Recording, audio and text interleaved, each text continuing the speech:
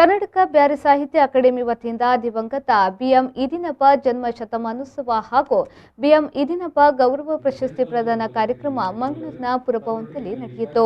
ದಿವಂಗತ ಬಿಎಂ ಈದಿನಪ್ಪ ಗೌರವ ಪ್ರಶಸ್ತಿಯನ್ನು ಮೂಡಬಿದ್ರೆಯ ಆಳ್ವ ಸಮೂಹ ಸಂಸ್ಥೆಯ ಅಧ್ಯಕ್ಷ ಡಾಕ್ಟರ್ ಮೋಹನ್ ಆಳ್ವ ಅವರಿಗೆ ಪ್ರದಾನ ಮಾಡಲಾಯಿತು.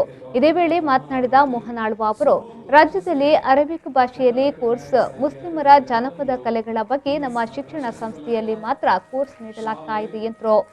ಬಿಎಂ ಈದಿನಪ್ಪರ ಕುರಿತಾದ ಮಹತ್ವದ ಕೃತಿ ಹೊರತರಲು ನಾನು ಉತ್ಸುಕನಾಗಿದ್ದೇನೆ ಎಂದರು.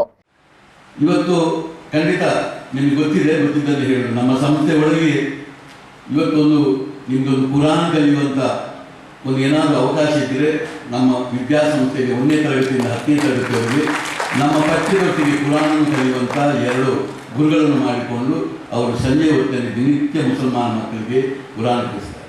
ನಮ್ಮಲ್ಲಿ ಸುಮಾರು 1,500 ಮಕ್ಕಳು ಈ ದೇಶದಿಂದ ಬಂದ ಮುಸಲ್ಮಾನರು ನಮ್ಮೊಟ್ಟಿದ್ದಾರೆ.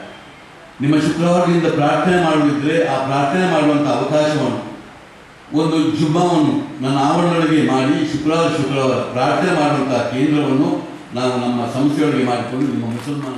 ಕರ್ನಾಟಕ ಅಭಿವೃದ್ಧಿ ಪ್ರಾಧಿಕಾರದ ಅಧ್ಯಕ್ಷ ಟಿಎಸ್ ನಾಗಾಭರಣ ಮುಖ್ಯ ಅತಿಥಿಗಳಾಗಿ ಮಾತನಾಡಿದರು. ಬ್ಯಾರಿ ಅಕಾಡೆಮಿಯ ಎಲ್ಲರಿಗೂ ಆಭಾರ ಮನ್ನಣೆ ಮಾಡ್ತಾ, ಅದಕ್ಕೆ ಮೂಲ ಕಾರಣಕರ್ತರಾದ ಇಂದಿನ ಇವತ್ತಿನ ದಿವ್ಯ ಚೇತನ ಬಿಎಂ ಈದಿನಪ್ಪ ಅವರಿಗೆ ಶಿರಸಾಷ್ಟಾಂಗ ನಮಸ್ಕಾರಗಳನ್ನು ಮಾಡ್ತೇನೆ.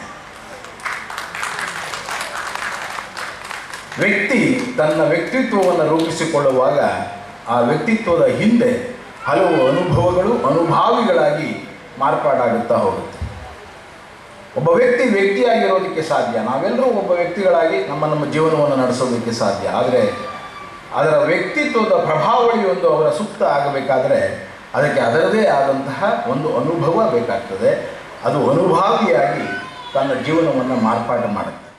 ಕರ್ನಾಟಕ ಬ್ಯಾರಿ ಸಾಹಿತ್ಯ ಅಕಾಡೆಮಿ ಅಧ್ಯಕ್ಷ ರಹಿಮುಚ್ಚಲ್ ಅಧ್ಯಕ್ಷತೆಯನ್ನು ವಹಿಸಿದ್ರು. ಈ ವೇಳೆ ದಕ್ಷಿಣ ಕನ್ನಡ ಜಿಲ್ಲೆಯ ಕನ್ನಡ ಸಾಹಿತ್ಯ ಪರಿಷತ್ನ ಅಧ್ಯಕ್ಷ ಪ್ರದೀಪ್ ಕಲ್ಕೂರ, ಹರಿಕೃಷ್ಣ ಪುನರೂರು, ಅಬ್ದುಲ್ ರಶೀದ್ ಪಾಲ್ಗೊಂಡಿದ್ರು. ಇದೇ ವೇಳೆ ಬಿಎಂ ಈದಿನಪ್ಪ ಬದುಕು ಮತ್ತು ಬರಹ ವಿಷಯದಡಿಯಲ್ಲಿ ಕವಿಗೋಷ್ಠಿ, ವಿಚಾರಗೋಷ್ಠಿ, ಬ್ಯಾರಿ ಕವಾಲಿ, ಬ್ಯಾರಿ ಸಂಗೀತ, ಸಾಂಸ್ಕೃತಿಕ ಕಾರ್ಯಕ್ರಮ ನಡೆದಿತ್ತು.